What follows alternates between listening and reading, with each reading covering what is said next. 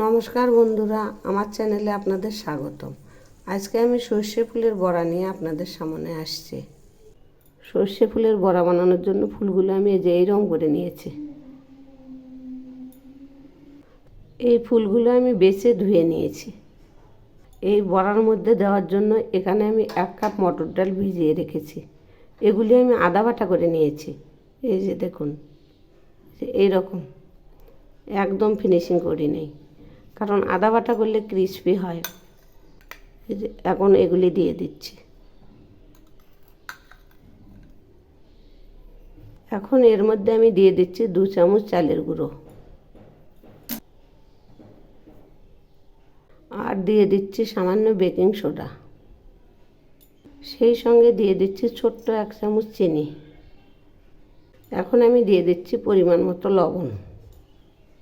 এগুলি এখন খুব ভালো করে মেখে নেব। আমার রেসিপি যদি আপনাদের ভালো লেগে থাকে তাহলে সাবস্ক্রাইব করে আমার পাশে থাকবেন। এই যে মাখা হয়ে গেছে, এখন এগুলি আমি সরিয়ে নিচ্ছি। এবারে আমি সর্ষে ফুলের বড়াগুলো যে এইরকম শেপ দিয়ে নিয়েছি, এখন এগুলি সরিয়ে নিচ্ছি।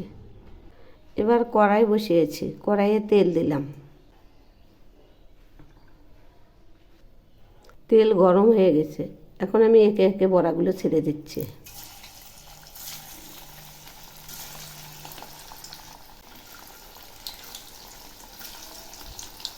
এক পাশ ভাজা হয়ে গেছে, এখন আমি উল্টে দিচ্ছি।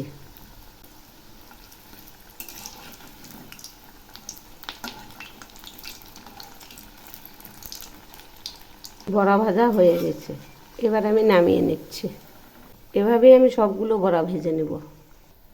এই যে সব বড়াগুলো ভেজে নামিয়েছি, দেখুন কত সুন্দর হয়েছে। এইভাবে বানিয়ে খেয়ে দেখবেন, দারুণ লাগবে।